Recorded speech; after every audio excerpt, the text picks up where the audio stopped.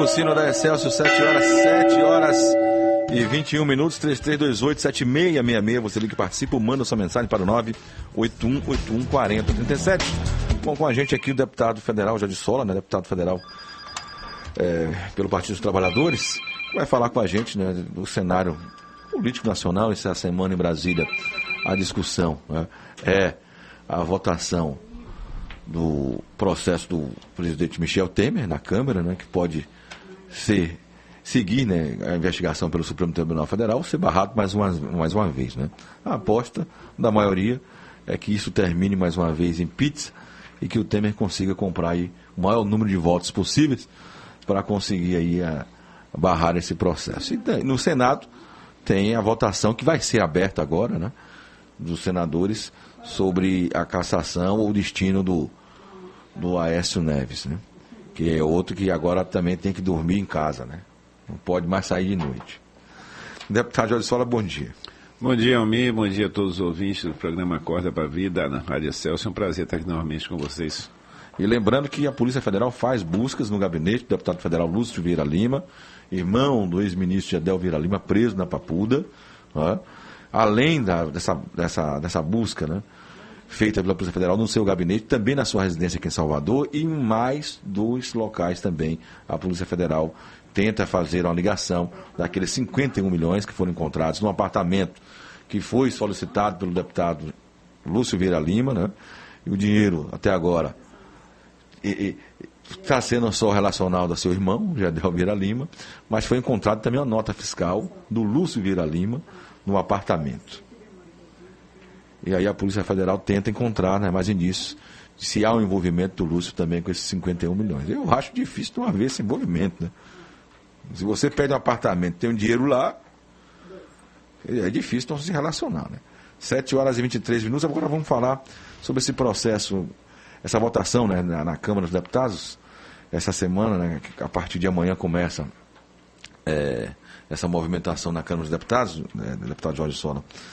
Como é que vai terminar essa votação? Será que essa semana realmente o Rodrigo Maia consegue colocar essa votação e o presidente Michel Temer vai ter um número suficiente para barrar as denúncias? Amanhã contra ele e contra os ministros, né? Isso, amanhã está previsto começar o debate na Comissão de Constituição e Justiça. A CCJ. Eu não acredito que eles consigam concluir na CCJ e ainda levar ao plenário na mesma semana. Acho que o mais provável é que esta semana se dê o debate e votação na CCJ e tentem pautar na próxima semana no plenário. E você colocou muito bem, infelizmente o que está em discussão não é a culpa ou não, existência de provas ou não, porque na primeira denúncia... É só o adiamento, né? Na primeira denúncia tinha provas. O Brasil inteiro viu a mala de dinheiro que Rocha Loures levou para Temer, viu as gravações dele com o Joesley, viu filmagem.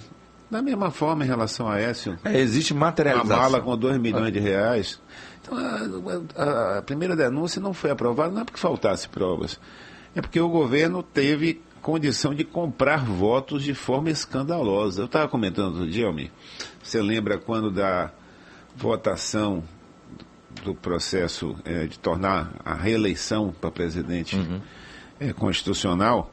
Na época, Fernando Henrique Cardoso, todo mundo sabe que comprou muitos votos para aprovar. Mas até hoje, ele mente e diz que não, ele nega. Ele nega. E foi feito tudo na calada da noite, no subterrâneo da Câmara.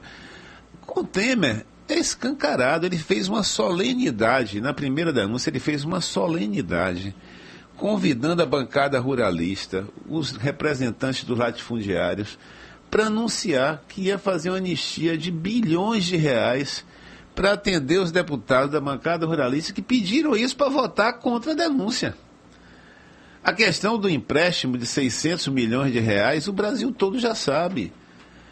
É acordo Temer com o DEM da Bahia, porque a Semineto e os deputados do DEM da Bahia estão ameaçando que, se ele liberar os 600 milhões de empréstimo para o governo do Estado, eles vão votar contra, a favor da denúncia contra o presidente Temer. Está citando tudo abertamente o refis que aprovaram, né, acordo com a bancada que representa o interesse dos empresários. Um refis que é um negócio escandaloso. São bilhões de reais. A conta está ficando cara demais. Caríssima, Né? caríssima. E quem paga a conta é você, ouvinte. Quem paga não é quer aumentar o imposto, é COFINS sobre serviços, PIS e COFINS sobre serviços. O governo já quer aumentar. E isso, claro, que vai impactar aí. Já aumentaram o imposto em todo de combustível. Aumentaram o imposto de combustível. PIS e COFINS. A dona de casa que compra o bujão de gás já percebeu que só esse ano já aumentou 50% de julho para cá. Não é cedo não, de julho para cá. A conta de energia vai na mesma, né? Então, quem vai pagar, está pagando essa conta é o povo brasileiro. A questão da anistia que eles deram aos latifundiários para atender a bancada ruralista é um negócio escandaloso. São bilhões de reais da Previdência Social. Os grandes latifundiários no Brasil, homem, não pagavam a Previdência Social, tinham uma ação judicial, perderam a ação judicial, iam ter que pagar, porque esgotou todos os recursos. E aí vem o governo para atender. E precisando de dinheiro, né? Então, as moedas. Fechar o caixa, né? As moedas que são usadas para proteger Temer são várias. Liberação de pagamento de emenda, liberação de recurso extra-emenda de programas dos ministérios, liberação de cargos, blindagem na justiça para proteger alguns que têm processos e grandes acordos de anistia e reparcelamento de dívidas. No refis, o relator é um deputado de Minas Gerais que vai ser um dos maiores beneficiados. Nós fizemos uma emenda, Almir. Está legislando em causa própria. Nós fizemos uma emenda para deixar de fora, como tinha sido feito com a repatriação daqueles recursos no exterior, deixar de fora os parlamentares, para justamente mostrar ao Brasil que não era legislação em casa própria, se não fosse. Não. Mas não aceitaram de jeito nenhum. Eu botei emenda na comissão, fiz parte da comissão que analisou o refis, botei emenda na comissão, o relator excluiu, não colocou nem em votação na comissão. Depois nós conseguimos levar para o plenário por um destaque que foi feito, e no plenário nossa emenda foi derrotada, porque a base do governo, obviamente, tem interesse. 3 bilhões de reais de dívidas de deputados federais que votaram nessa questão do refis. E mais, você quer ver uma coisa? Pegue a votação que protegeu Temer na primeira denúncia, os que ficaram do lado do presidente corrupto. Pegar a relação de todo mundo. Né? Pega aquela relação, compare com a votação do impeachment de Dilma. Se não bate, né? Para você ver. Disso, né? Ou seja, os mesmos parlamentares que afastaram a presidenta contra quem não havia nenhuma acusação de corrupção. Não havia materialização. Nada, nenhuma acusação de corrupção. Nem acusação de corrupção não tinha, né? Nem falta de prova. Não existia nem acusação de corrupção. Tiveram que fazer um afastamento usando um procedimento administrativo que todo prefeito, governador e presidente sempre utilizou. Esses deputados fiscais, né? que afastaram a presidenta honesta contra quem não havia nenhuma acusação de corrupção são os mesmos que votaram para manter Temer e essa quadrilha que está aí, a quadrilha do PMDB, a quadrilha do DEM, que se apossaram do poder e estão destruindo. Eu estou na comissão de orçamento, Almir. É escandaloso o orçamento do ano que vem. Se você pega o orçamento que está proposto pelo governo para o ano que vem, primeiro, o orçamento da saúde vai ser menor do que o desse ano. Menor do que o desse ano. O orçamento da assistência social destrói o SUAS. Toda aquela rede de CRAs, de centros de referência, o orçamento que era na casa de bilhões, cai para 200 mil, 300 mil em cada rubrica. Não mantém uma unidade. A saúde já vai tão mal nesse país, né? Com poucos investimentos, você reduzir mais ainda. Num cenário de desemprego, você já tirou 1.200.000 famílias do Bolsa Família. Vai reduzir mais ainda o orçamento da assistência social para o ano que vem. E essa rede que dá suporte justamente às pessoas que mais precisam vai estar desfinanciada, até onde as prefeituras vão conseguir arcar sozinha com essas redes, né? Uma prefeitura que hoje recebe um recurso federal e complementa, vai conseguir? Então, não tem como. Colega seu de ginásio aqui acompanhando agora para a vida. Mostrei, Marco Antônio. Marco Antônio, advogado. Isso, mandei um abraço para ele. Mandando um abraço para você, está na sintonia ele aqui. Deixa eu trazer o Santos aqui na Colônia Pituaçu para falar com a gente também aqui. Santos, bom dia. Está na linha 2 ele. Santos? Acho que caiu a ligação. Bom, e aproveitando, hoje é dia do anestesiologista. Exatamente. Mandar um abraço a todos os colegas. Temos vários colegas aí, Zé Conias, José Edmilson, vários companheiros aí que são anestesiologistas e atuam na defesa da vida. Deputado Jorge Sola, vamos falar um pouquinho sobre essa questão ainda um pouco de Brasília, depois a gente volta aqui para a Bahia. Mas vamos falar um pouquinho sobre essas reformas que foram feitas, né? A reforma do trabalho, né? A reforma da CLT, que é a reforma trabalhista, e também a terceirização que foi aprovada, né? O que isso hoje, né, na sua avaliação, impactou para o trabalhador, né? Já que a gente tem mais de 13 milhões de desempregados no país? Olha, essa, na verdade, é uma destruição dos direitos trabalhistas, né? É mais uma conta do golpe, Almir. Esse governo que assumiu, afastando a presidenta eleita, quais são as principais medidas dele? Primeira, congelar por 20 anos os recursos para saúde, educação, assistência social, previdência, todos os gastos públicos, para atender os interesses dos banqueiros e dos rentistas de sobrar mais dinheiro para pagar mais juros. Essa é a primeira medida. E nós estamos tendo o maior juros real da história desse país. Segunda medida é essa que você comentou, a destruição dos direitos trabalhistas, porque para atender os empresários que querem gastar menos com a contratação dos trabalhadores. Vou voltar a ela mais na frente. A terceira eles não conseguiram aprovar ainda, mas não desistiram não, que é a destruição da Previdência Social. A proposta que está lá, está na mesa da Câmara. Na hora que Rodrigo Maia e o governo achar que tem maioria, eles colocam em votação. Não botaram ainda porque não conseguiram ainda comprar os votos em número suficiente para aprovar a destruição da Previdência. A proposta que está lá, Almir, em cada 4 trabalhadores, 3 não irão se aposentar, vão terminar sua vida sem receber o direito à aposentadoria, se ela for aprovada. O trabalhador rural é um desastre, acaba a aposentadoria para o trabalhador rural. Parece que esqueceram um pouco essa reforma da Previdência, né? Eles não conseguiram. O foco não consegue sair das investigações também contra Mas lhe digo uma coisa, a semana passada o ministro do Planejamento participou de audiência pública na Câmara e metade do tempo dele foi para defender a reforma da Previdência. Então, se o ministro do Planejamento vai à Câmara e leva metade do seu tempo defendendo a reforma da Previdência, é porque eles não tiraram de pauta. Eles não conseguiram ainda a maioria. Então nós temos que ficar atentos e alertas, porque senão pode qualquer noite dessa a gente ser pego de surpresa.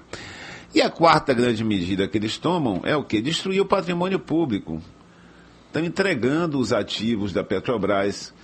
Fernando Henrique tentou vender a Petrobras. Eles estão fazendo de outra forma. Eles não vão tentar vender a empresa. Eles estão esquartejando. Sucatear mais a empresa para chegar. Olha, está dando prejuízo, não tem como manter isso. Eles estão esquartejando, usando a tática de Jack Estripador, por partes. Estão entregando por partes.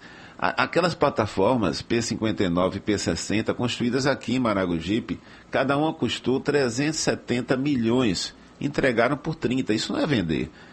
Só para o ouvinte entender, se o senhor ouvinte tem uma casa que custa 100 mil reais, você entrega por 10 mil reais, por 8 mil reais, isso é vender?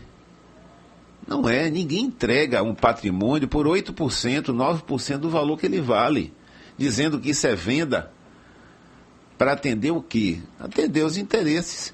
Lá atrás, inclusive, você lembra que pegaram a gravação de José Serra, negociando com o principal dirigente da Exxon, que é uma das maiores multinacionais do petróleo, que assim que o PSDB voltasse ao poder, ia destruir tudo que o PT tinha feito em termos de patrimônio e entregar para as multinacionais os campos do pré-sal. E eles estão fazendo isso, estão entregando as plataformas, entregando o campo pré-sal e entregando os empregos, porque eles estão comprando, contratando e comprando na China, no Sudeste Asiático, e parou a produção aqui, acabou a indústria naval. Eu fui lá em Maragogipe há uns meses atrás e saí de lá deprimido. É um desastre. Virou uma cidade fantasma, né? É o maior guindaste da América Latina. O maior guindaste da América Latina está lá. Uma fábrica de ponta, toda automatizada, com o que tem de melhor de tecnologia em indústria naval, virando sucata. Eles destruíram pela segunda vez a indústria naval. Fernando Henrique Cardoso destruiu a indústria naval no governo dele. Lula reconstruiu a indústria naval, aproveitando inclusive o pré-sal, e eles estão destruindo novamente a indústria naval. E você sabe que tem dois tipos de países no mundo que tem petróleo. Tem um tipo de país que, com o petróleo, continua na miséria.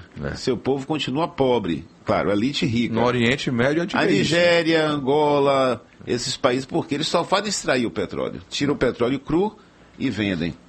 Os países que têm petróleo, como a Noruega, Estados Unidos, que investiram a partir do petróleo na sua indústria, que é o que o Brasil estava fazendo. Aproveitando a riqueza do pré-sal para investir na indústria naval, na indústria de equipamentos, na indústria gera emprego, né? Gera emprego, nova tecnologia. E riqueza. E tínhamos aprovado, inclusive, que uma parte do lucro do pré-sal ia para a educação e para a saúde. Esse governo que assumiu aí com o golpe de Estado está destruindo isso tudo. E aí são os 4, né, que eu falei. Aí voltando às direitos trabalhistas, qual é o argumento que eles usaram? Ah, não, nós vamos fazer uma reforma trabalhista para gerar emprego. Gente, contratar mais barato, gastar menos para contratar o trabalhador, não gera emprego. Vou dar um exemplo simples. As vagas vão ser as mesmas. Exatamente, vou dar um exemplo simples. Eu tenho, vamos supor, um supermercado. O supermercado tem 20 trabalhadores, né? Se o dono do supermercado gastar 10% a menos para pagar a folha no final do mês, ele vai dizer, poxa, gastei 10% a menos, vou contratar mais 2 trabalhadores. Claro que não vai. Ele vai contratar mais 2, mais 5, mais 10, se tiver mais demanda, se tiver mais clientes para atender, se precisar repor mais rápido os produtos. Se houver um aquecimento econômico, né? Ninguém. Vamos pegar aqui a rádio. A rádio vai contratar mais 2, mais 3, mais 4 trabalhadores só porque vai estar gastando menos na folha no final do mês. Isso não existe. Isso não existe. Teve um deputado do PSDB lá que foi muito transparente e disse, nosso sonho é fazer com que o custo da força de trabalho no Brasil seja mais barata do que é no Paraguai, do que é no Equador, do que é na Bolívia, né? Do que é nos nossos vizinhos aqui da América Latina. Falaram tanto da mão de obra na China, o custo da força de trabalho na China hoje já está maior do que no Brasil. Que era o exemplo, a referência deles. E diziam que o problema é que o custo da força de trabalho era maior no Brasil do que era na China. Que por isso que a nossa indústria... Hoje uma valorização na mão de obra chinesa. Então, essa reforma trabalhista não vai aumentar, não vai gerar emprego. Infelizmente, não vai gerar emprego, ela só vai atender os interesses dos empresários. É mais um pagamento da conta pesada, salgada, que o povo brasileiro está pagando por ter permitido o golpe de Estado afastando a presidenta Dilma. Infelizmente, é isso que nós estamos vendo. Aproveitando, Almir, queria convidar... Hoje à tarde, a partir das 15 horas, na reitoria da Universidade Federal da Bahia, tem a abertura do Congresso da UFBA e vai ter um grande ato em defesa das universidades públicas federais, que estão ameaçadas também por essa política deste governo. E aqui a Bahia é um dos estados que a gente tem que lutar muito para defender, porque nós só tínhamos uma única universidade antes do governo Lula. Antes dos governos do PT só tinha a Universidade Federal da Bahia. Hoje nós temos 6. Só aqui em Salvador. Só aqui. Hoje nós temos 6 universidades, são mais de 25, 26 campi em várias cidades.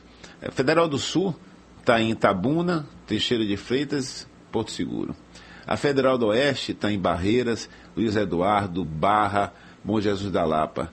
A Federal do Recôncavo está em Amargosa, Santo Antônio de Jesus, Cruz das Almas, Feira de Santana, Cachoeira. A Federal do Vale do São Francisco está em Paulo Afonso, está em Juazeiro.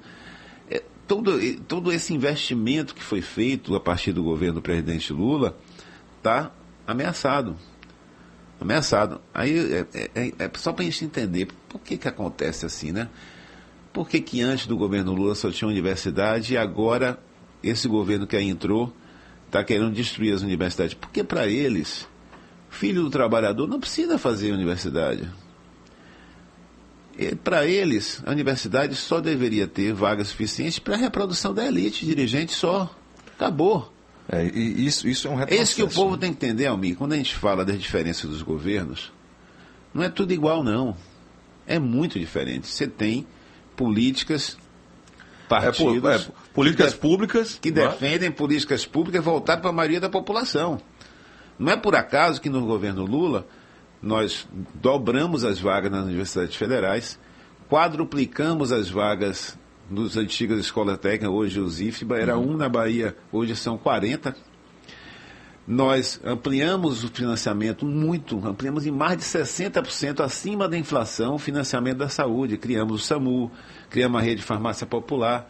Na educação também foi criado o Inclusive as farmácias populares saíram dos hospitais agora, fizeram um convênio com farmácias. Fecharam a rede pública de farmácia popular toda no Brasil inteiro. Fizeram um convênio com farmácias. Fecharam no Brasil inteiro. Foram 500 unidades. Se você todo mundo desempregado, né? Se você botar uma média de 4 a 6 trabalhadores por cada uma dessas farmácias, faça a conta aí. Só essa brincadeirinha aí, quantos desempregados e quantas pessoas, usuários deixaram de ser era o papel atendidos. do governo manter emprego, né? E esse governo que está aí, ao contrário do governo do PT, do presidente Lula e da presidenta Dilma, estão priorizando destinar os recursos não para a saúde, educação, assistência social, não para a maioria da população. Eles estão deslocando de novo esse dinheiro, trazendo de volta esse dinheiro para atender os interesses da elite dirigente desse país.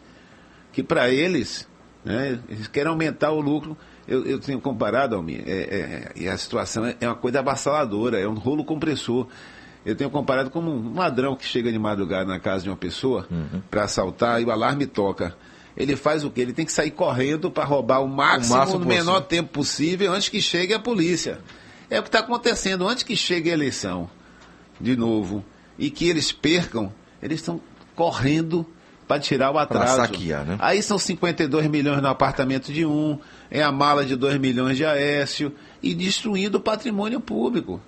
Destruindo a Petrobras, destruindo a Eletrobras, destruindo a indústria naval, destruindo até a indústria farmacêutica, que nós começamos. Eu estava no Ministério da Saúde, em 2003, 2004, primeiro governo Lula, nós assinamos na época o primeiro acordo de transferência de tecnologia para a produção de medicamentos biológicos no Brasil. Para entender, o ouvinte entender melhor, até hoje os nossos medicamentos, a maioria são químicas, produtos químicos. Nós estamos fazendo a virada. Daqui a alguns anos a gente não vai usar mais produto químico, vai usar só produtos biológicos, de origem biológica, feitos a partir de células, desenvolvendo medicamentos a partir das próprias células. O primeiro medicamento biológico, transfer de tecnologia, foi assinado o acordo em 2004, governo Lula, ministro Humberto Costa.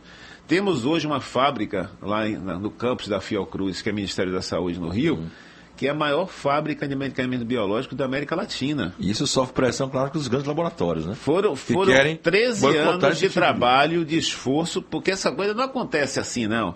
A caridade, mas levou 10 anos, 12 anos, é isso mesmo, você leva 10, 20 anos para conseguir fazer um investimento. Você tem que formar as pessoas, você tem que fazer os projetos. E tem pesquisa e tem... Não é, você não constrói... Não, do dia para a noite, Exatamente.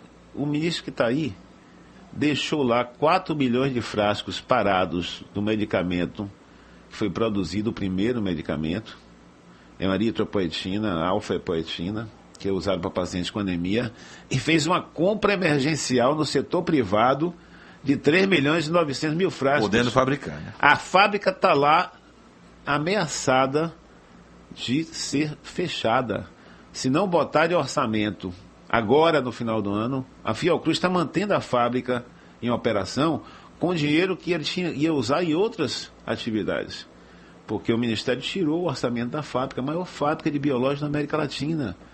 E uma fábrica dessa, se ela parar a produção, se ela parar de funcionar ar-condicionado, água, toda a estrutura, se parar, você leva um ano para reativar ela, se não demorar muito e não perder os investimentos que foram feitos. Então, estamos vendo coisas criminosas que esse governo está fazendo aí. Olha, 7 horas e 45 minutos, deixa eu faturar e a gente volta já já com a nossa entrevista aqui com o deputado federal Jorge Sola. Acorda pra vida!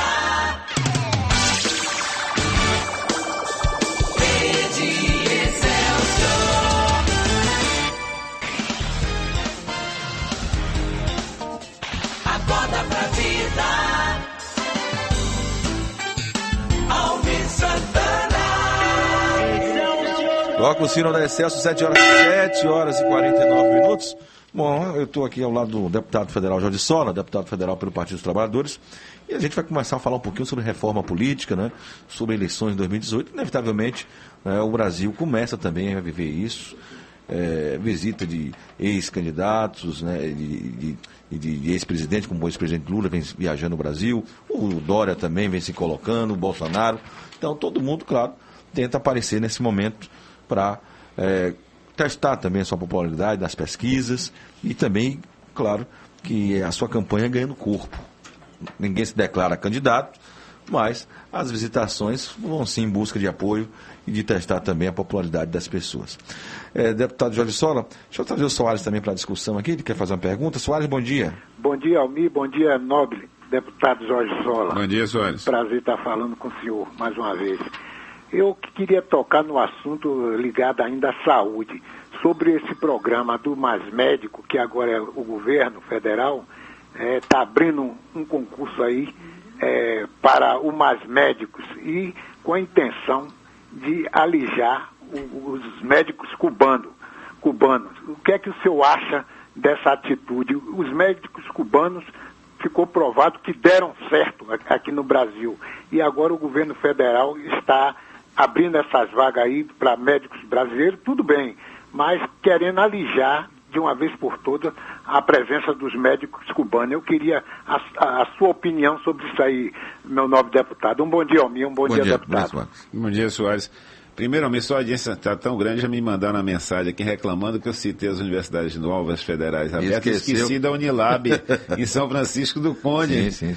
Que é um projeto fantástico, porque metade das vagas são para estudantes de países africanos de língua portuguesa.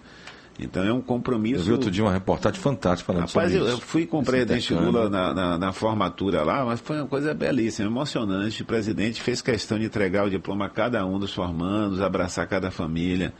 Realmente foi muito legal. E é um projeto muito bom, inclusive tem um projeto também de um curso de medicina. O Soares falou aí do Mais Médico. Eu queria primeiro, Soares, aproveitar para lembrar que o programa Mais Médicos, ele conseguiu uma coisa rara nas políticas públicas, que é você atacar uma ação de forma imediata e de forma estruturante para o futuro. Então, tem uma parte do programa, que é essa que você comentou, que é a contratação de médicos para os postos de saúde que tinham lacunas, tinham vazios na assistência. E principalmente no interior do estado, interior, né? E na não só na Bahia, da cidade, na periferia aqui em também. Salvador. A gente tem, exatamente, aqui em Salvador tinha problema. Pergunta ao prefeito Assemi Neto se ele não foi lá na época, ainda no governo Dilma, se ele não foi lá pedir para aumentar a contratação de médicos cubanos aqui para Salvador, para a periferia da cidade. Pode perguntar. Os prefeitos do DEM, o DEM foi contra o Mais Médico, mas os prefeitos do DEM não abriram a boca para ser contra, não, porque eles sabem a dificuldade que é botar médicos em cada posto de saúde na periferia das grandes cidades e nas pequenas cidades. 63 milhões de brasileiros passaram a ter um médico para chamar de seu pela primeira vez. 63 milhões de brasileiros. A população indígena nunca teve médico em todos os distritos, teve agora com o programa Mais Médicos. Então essa face mais emergencial é da contratação. Então o que é que o governo fez com o programa Mais Médicos, o governo Dilma?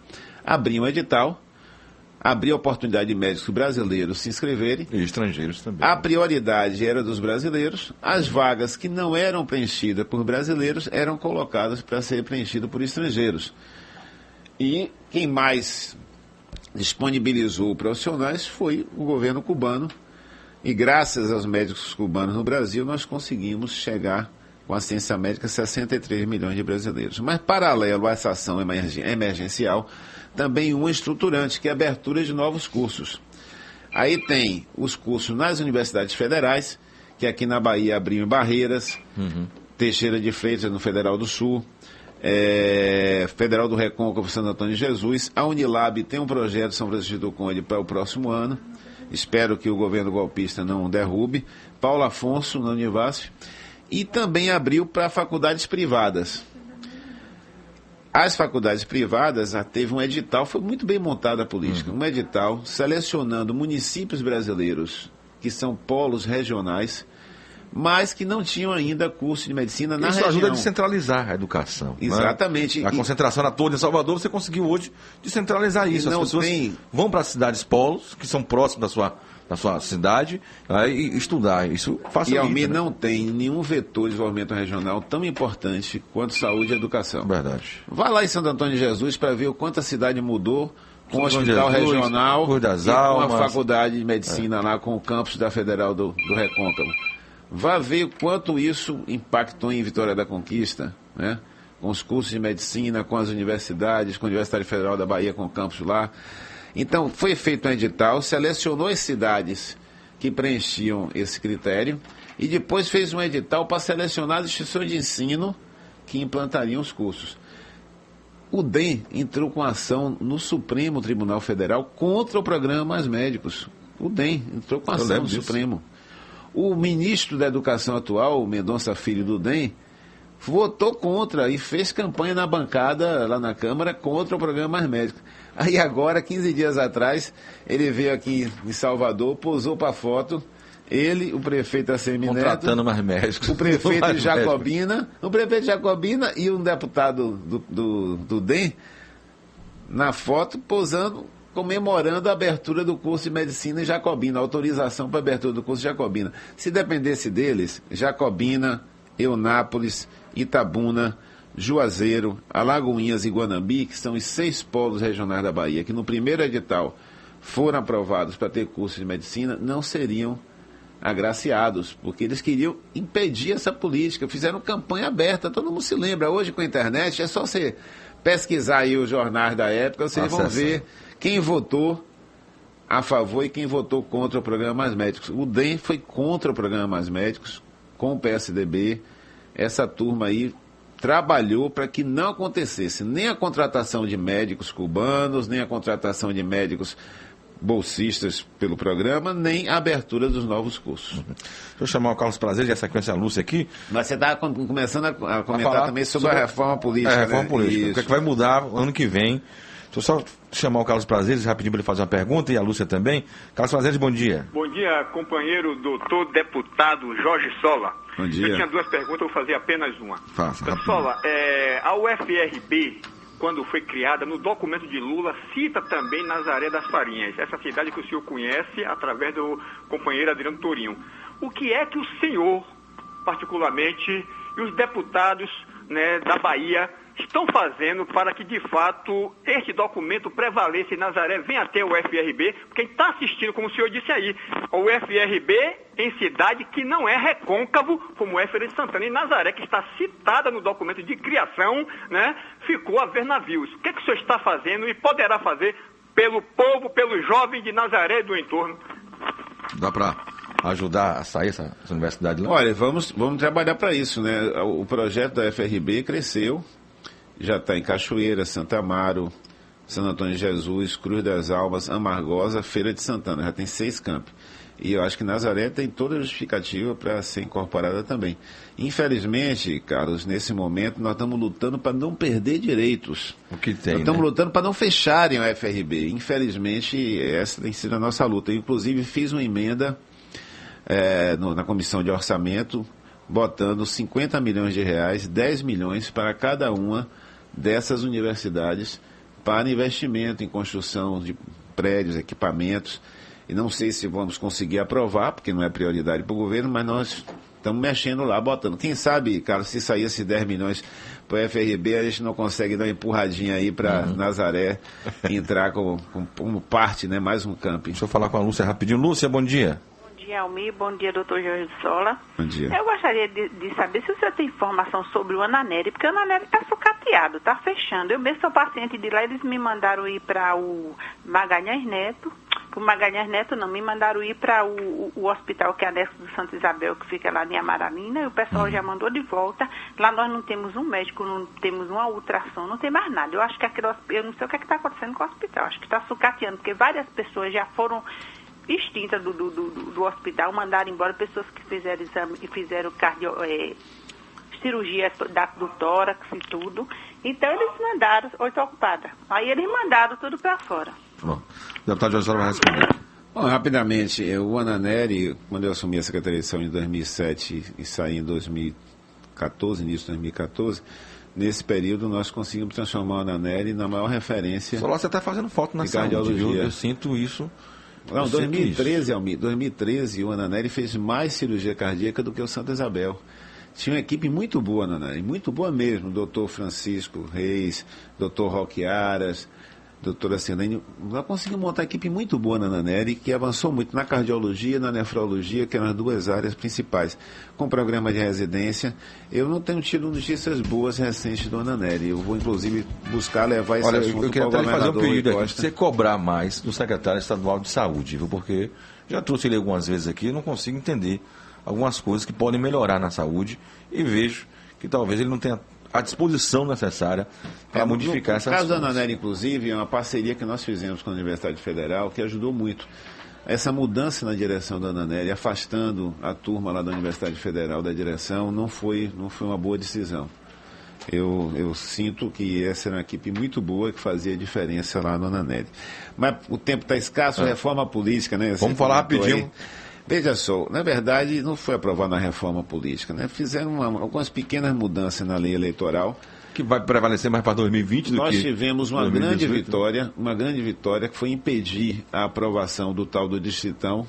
Sim. Porque o Distritão, para entender melhor o que é... Ia favorecer o poder econômico. Favorecer o poder econômico e acabava praticamente com os partidos, porque ia deixar de ter o voto partidário para ser o voto individual. Aí falam tanto de que é ruim ter 30 e tantos partidos na Câmara representados, ia ter 513 partidos, que cada deputado ia ser um partido. Ia ser o seu partido. Exatamente, cada deputado ia ser um partido próprio. Felizmente isso não foi aprovado, conseguimos derrubar. Também conseguimos impedir a volta do financiamento empresarial, porque a empresa não vota. Investimento privado, né? A empresa ela investe para ter retorno. Para pedir de volta. E é bom lembrar que investe não é com o lucro dela, não. Investe com dinheiro público. Superfaturando obras. Exatamente. E conseguimos aprovar o financiamento público, que é uma bandeira, uma reivindicação antiga do PT, desde a sua origem. Porque aí me pergunta assim, gente, mas dinheiro público para financiar a eleição? Primeira coisa, se a gente quer ter uma democracia e quer ter um processo eleitoral, tem custo. Né? Se você não tiver financiamento público, vai prevalecer o quê? O interesse de quem tem muito dinheiro. Um empregado, um trabalhador de uma indústria vai poder ser candidato se não tiver financiamento público? Não vai. Agora, essa divisão, eu quero marcar outro dia para a gente falar um pouco mais sobre isso aí, sobre essa divisão desse dinheiro público para ser investido nas campanhas. O que me preocupa é isso. Que essa divisão não seja democrática. Aí disse, mas antes era melhor o financiamento empresarial. O financiamento empresarial era financiamento público. Claro.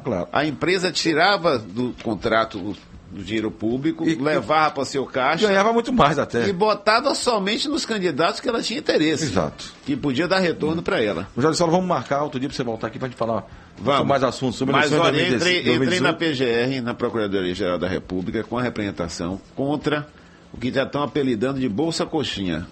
É uma tentativa dos empresários de arrecadar dinheiro travestido de um fundo. Está à frente disso aquele Luciano Huck, Abílio Diniz. Eu vi sua denúncia. Os milionários de São Paulo estão querendo justamente fazer um contraponto, evitar que o financiamento público eleja mais representantes do povo do que da elite. Eles querem preparar 150 candidatos com financiamento empresarial que é ilegal, pagando salários durante vários meses, essa é a Bolsa Coxinha, e contratando todas as despesas da campanha eleitoral. Nós já entramos na falar um pouco mais sobre isso também. Contra isso, denunciando, isso é ilegal, é financiamento empresarial de campanha para tentar eleger mais representantes da elite no Brasil na Câmara de Deputados. Bom, 8h03, peço desculpa a Fernando Cabuz e a Patrícia Tosca atrasei um pouco hoje no horário. O Acorda para a Vida vai ficando por aqui, a gente volta amanhã a partir das 6 da manhã. Tchau, fica com Deus.